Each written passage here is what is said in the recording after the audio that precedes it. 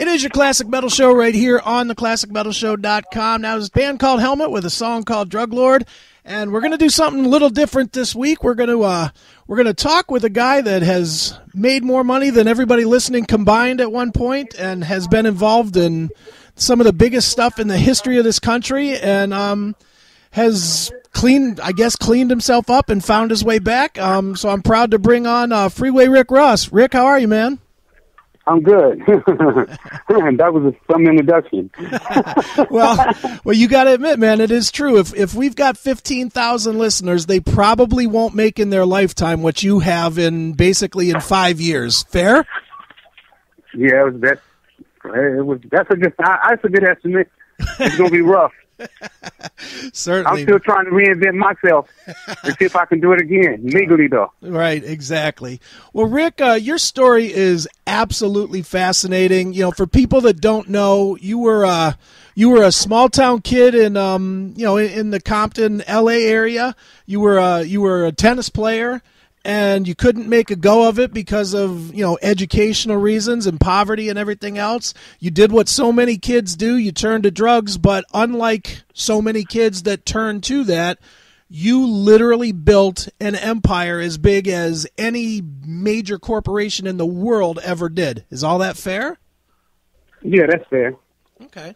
Well, Rick, talk a little. I couldn't argue with that.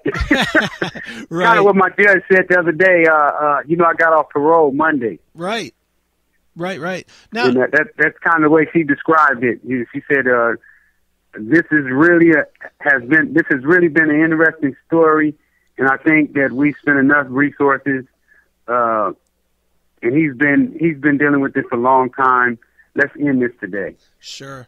Definitely. Now, in the time that you were dealing or basically building your operation, the one thing that stands out, and I've watched a ton of stuff, on you, and I'm midway through your book right now, and I'm fascinated with the whole drug culture, because you got my book. I do have your book, yes, sir.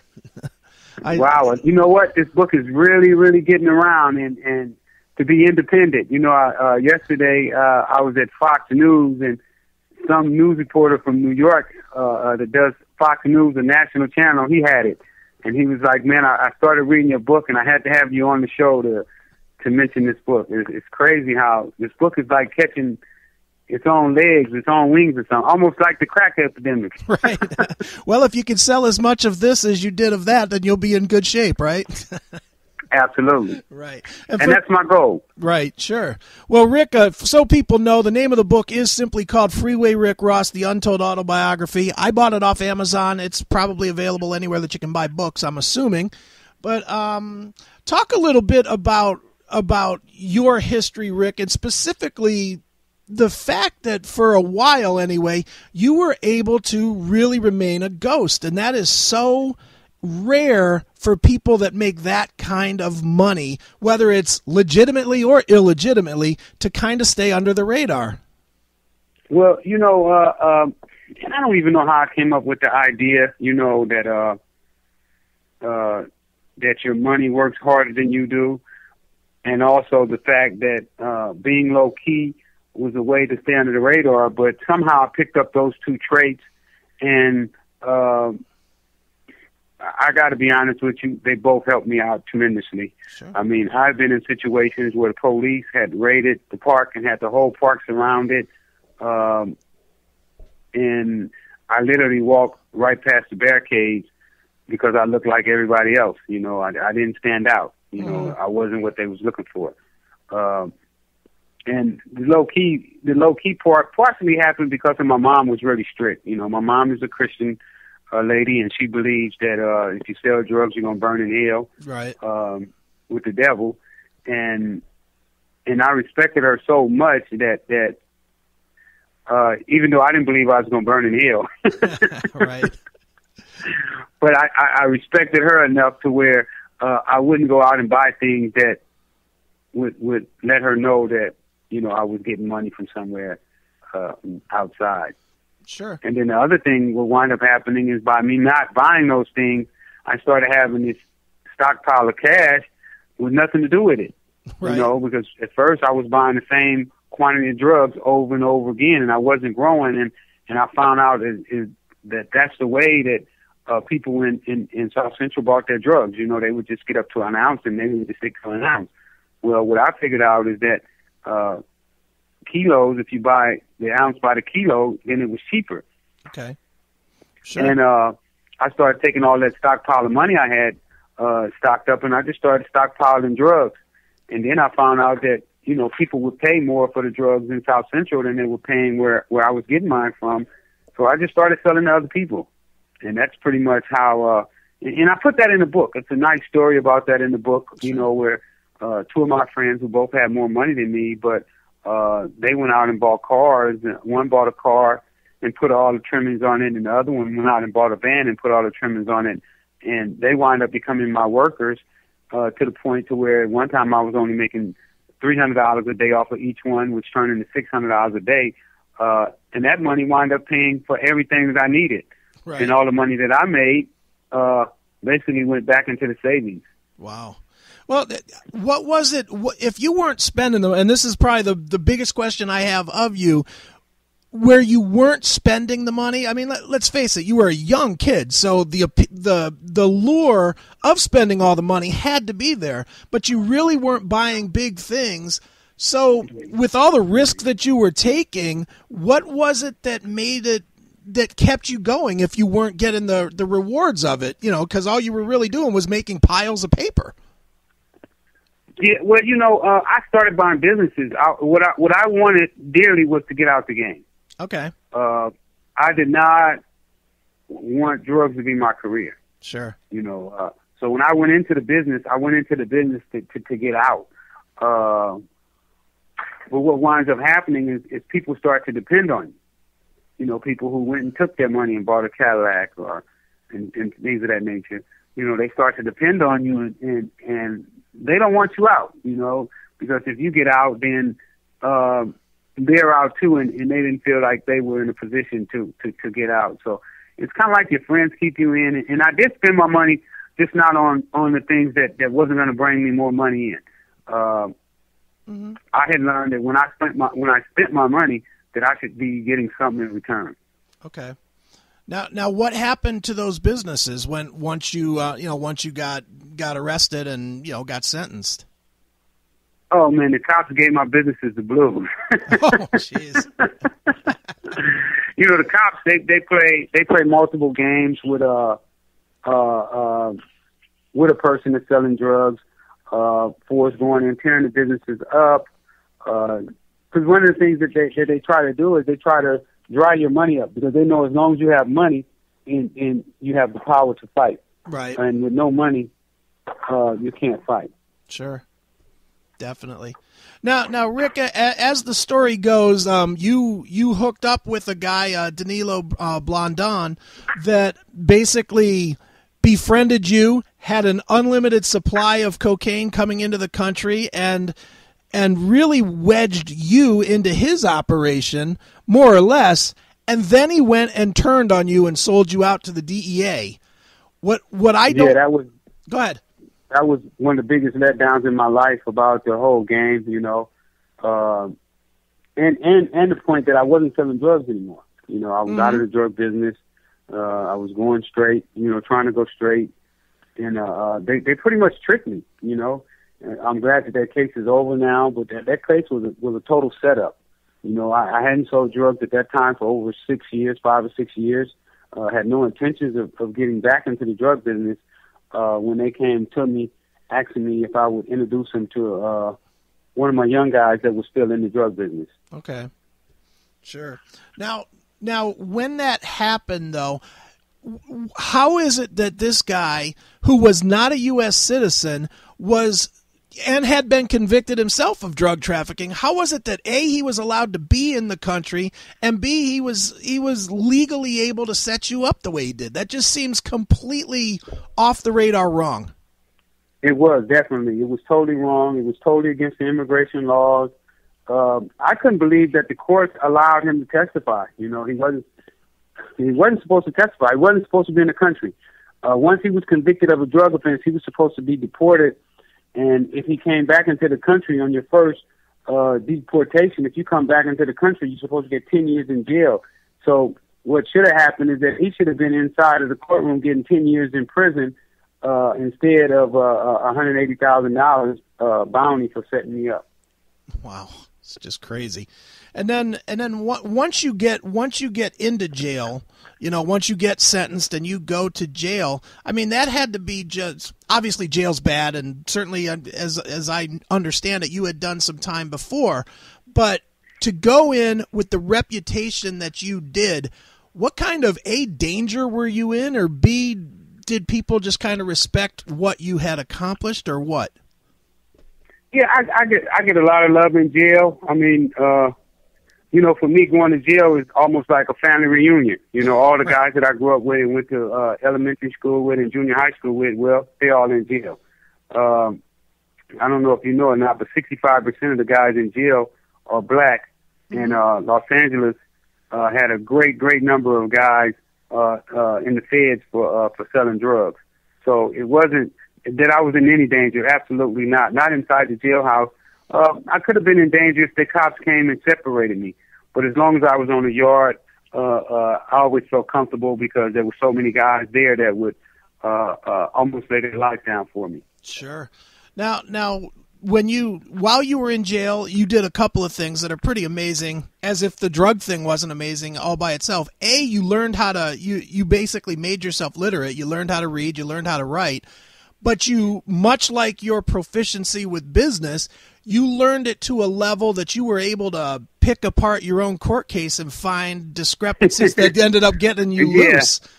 That was crazy because being a judge, we got a chuckle out of that on Monday when I went back to court about me learning how to read and write. And, the prosecutor used to tell the judge, oh, well, they're just in the law library, trying to find something to cut a hole in this case. Right. You and then I came up with it. Right. and I mean that's a story all by itself. The fact that you were, I guess it really goes down to the part that what is the core of your story is that you are a highly intelligent guy, regardless of what the school system or the education system didn't give you, which led you to do bad things in the past. Yeah, I believe that we definitely have to look at our educational system in the way that they grade people, because they grade everybody on the same level and with the same system. And I don't think that should be the way people are individuals, and some people are good at this and some people are good at that.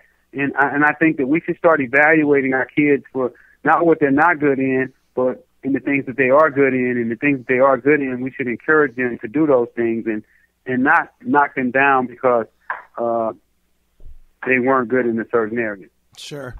Now we're talking with Freeway Rick Ross. Now, Rick, I'm like I told you at the beginning, I'm about halfway through the book at this point. I only got it like 2 days ago, but I'm about halfway through, and the one thing that I definitely pick up from this book is you really didn't hold things back. I mean, it doesn't feel like you were trying to protect anybody or like you had reason to protect anybody. Was it difficult for you given, let's face it, the guys you were dealing with, whether they were drug addicts or drug dealers or whatever, a lot of these people were your friends, family, etc. And you really tell honest stories. Was that difficult to put all that out there for you? It is a little bit because some people didn't like the light that I put them in. They felt that I put their business out, but I felt it was time for the truth to be told. So often, people are getting these half-true stories about what happens in the drug business, and I wanted people to get in the car with me and ride with me, and see what I saw and see how I see the drug business.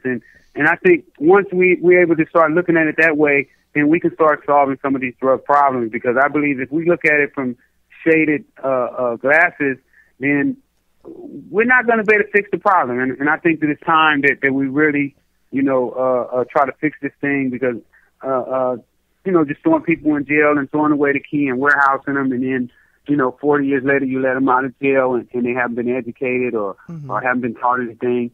it's really dangerous, not only to them, but to my kids and your kids and everybody else's kids. And I think it's high time that we take some of those billions of dollars that we spend on the drug war and put it in places that's going to really help. Sure. Well, there's $900 million that they took off of you that they could sure use, right? Well, you know what, though? It shouldn't have been where I even wanted to try to make that money. Right. You know, we should have it where people don't even, that's not even an option anymore, you know, where people can make $900 million. I mean, who wouldn't, you know, now kids sell drugs and make $300 or $400 a week. So, you know, when you put all that type of money in there, and that's why prohibition didn't work in alcohol and it won't work with drugs. Mm-hmm. I'm glad that they're no longer locking people up for these long sentences for marijuana. Right. So you know, we just got to get these old people out of there. You know, who's been with these false promises and false hopes, and get some new logical thinking people in there that's really gonna do things that's gonna help our people, help society become better. Sure. Now, one of the things that you do now is you go out and you speak, and you don't only speak you know, on large levels. Like I did watch your speech at Brown University, which I have to admit was fascinating to see you up in front of a bunch of. It was so fascinating to see you up in front of a bunch of, let's just call them upper crest kids. You know, and you were giving them street knowledge that they never had seen before and never will see again, man. That was a fascinating speech, to say the least. Well, thank you. Well, you know, I got a survey from St. John when I spoke there, and I think two of the kids, out of all the kids, only two of the kids gave me a 4. Everybody else gave me a 5, 5 being the highest. Right. So I really believe that the information that I'm giving these kids, because these are going to be the kids that lead our country, you know, in the next 10, 20 years. So, you know, now that they're giving this information, they'll be able to make some real decisions and not go in, you know, with the same mentality that our people who are running the country right now have. Sure. Now, I don't want to give away something that's in the book, and maybe I haven't gotten that far yet. I probably haven't, but I have a problem, I guess, with the thought that you could go up in front of a bunch of kids, and I'm talking more inner city kids than the college kids, and I guess it's not a problem, but I don't understand how you, a guy that, for better or for worse, was successful beyond anybody else in the drug world, is able to go up in front of kids and say, you don't want to do this. You can't do what I did. Does that make sense? Absolutely. Well, it's really easy for me to do, you know, because what I can tell them, oh, you can do what I did. It's not impossible to do what I did again. Mm-hmm. It absolutely can be done again. But at the same time, while you're doing that, remember, you're going to be working on a life sentence as well. And if you get lucky, you're going to do 20 years in prison. Right. So now is it worth it to lose 20 years of your life to yeah, you'll have everything you want for 7, 8 years, you know, maybe 9 if you get lucky. But then after that, it's all over. Right. Is it really worth it? When you could take that same mindset and do whatever you want to do. And that's what I'm proving right now. You know, when people see me speak at Brown University, you know, they have to remember that I was totally illiterate. And when I went to St. John's and Stanford University, you know, those are all like major accomplishments for me, because where I come from, and now I'm not judging success on dollar and cents anymore. You know, when I was younger and in the game, I judged my success on how much money I had. Well, now I know success is not judged by how much money you have. There's other ways that you can judge success other than just by money. Sure, it definitely is. Now, Rick, you've been involved in a very highly public lawsuit with Rick Ross, the rapper, and I won't even put your name on him. Thank you. So many people, they don't know his real name. His real name is William Roberts. Right. Well, his name is not Rick Ross, that's for sure.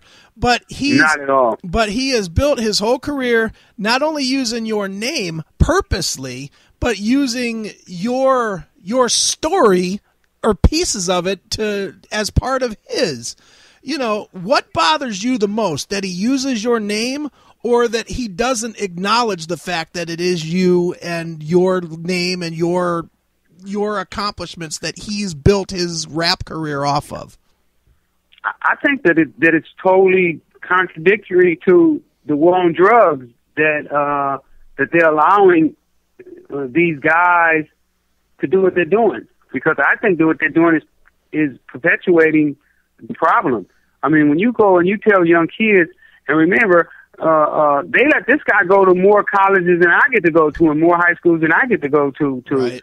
to speak about anti-drugs. Where they let him come there and brag about selling drugs. So I think when you have somebody like this here who brags about selling drugs and then says that, you know, everything that he's accomplished, you know, comes from selling drugs, and he never tells them that, you know, Universal and Warner Brothers gave him big checks, you know, and while he was still a correctional officer, and that's why he quit being a correctional officer so he could go rapping full time.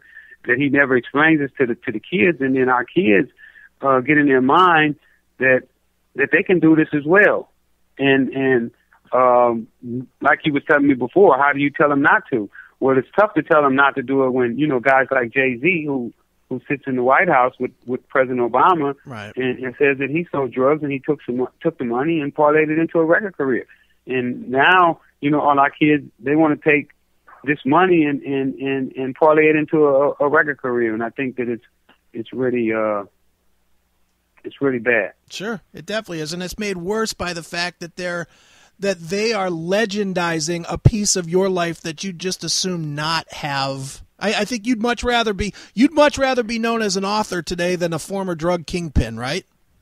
Absolutely. I'm hoping to one day overshadow my shady drug life. You know, I don't hide from it. If somebody asks me, I have no problem letting them know that I did sell drugs. But it's not something that I'm proud of. You know, I think that I really wasted my skills. The only thing that I can say that makes me proud is that now I'm able to take that experience and share it with others to hopefully stop them from going down that same path. Sure. Now, have people from your past, you know, the people that you were working with in the past, have they tried to get you back into, you know, either back in the game or get back in your life, or, you know, try to get you to help them to achieve what you did? No, not really. You know, every now and then, when I'm out on the road, you know, somebody might say something, but now I do have it's a lot of drug dealers are buying my book. You know, I gotta admit, they're probably buying it more so than anybody else. And one did tell me that he actually saw in my book what I did, and he was going to take those things and make them work for itself. Okay. Now that did happen to me a couple weeks ago when I was in Detroit. Wow. And what do you say back to that? Hey, dude, don't do that, or what? Well, you know what I told him? I said those same principles and the same principles that he's using in the street right now, well, you could take those principles and use them for any entrepreneur, any endeavor that you go into. These principles are not just drug principles. These principles are universal principles. It's just laws that I was practicing that every successful person practices. Sure, they definitely are. Well, Rick, I gotta say, man, this is a major buzz for me, just because I'm a history buff, and I definitely am always fascinated with that whole 70s and 80s drug world, and certainly you were one of the major players in there, man. Well, you know, I believe the world is fascinated with that era, because it was definitely a fascinating era in our history. You know, we probably spend upwards of $500 or $600 billion, you know, fighting this drug war since it started. The budget is probably like 60 or 70 billion a year, you know, fighting this drug war. So it's definitely a major part of our history. And I mean, you know, there's been so many TV shows and movies, you know, the Scarfaces, the Superflies, and I believe that people are fascinated with drugs. Sure. Well, they definitely are. They either use them or they're fascinated about people that do. You know, it's A or B. I'm one more quick one. I'm just curious, for people that don't know your whole story, I mean, a big part of your story is the fact that you were almost kind of like the point guy for the money-making operation that became Iran Contra. You know, I mean, not directly, like you weren't working for the Sandinistas and all that, but you were where the drugs were being sold to in order to make the money to fund that whole thing. Now, you see the way President Reagan is revered as, you know, the greatest president of all time by a lot of people, and certainly George Bush Sr., and Oliver North has made a ton of money off of that. Does it bother you that none of these guys had to do any of the serious type of time that you did, and you more or less had to pay for all of their ills, which, in my mind, funding rebels, funding wars like that, much worse than what you did? Yeah, well, you know, it was really baffling to me when I found out that I was connected. When Gary first broke the story, you know, I laughed at him and said, ha, ha, ha, ha, ha. Right. No way possible. And then it really, you know, and it really got crazy when all the newspapers and everything started to say that I made up the story. Right. And that was really crazy, right? But, yeah, it was fascinating, you know,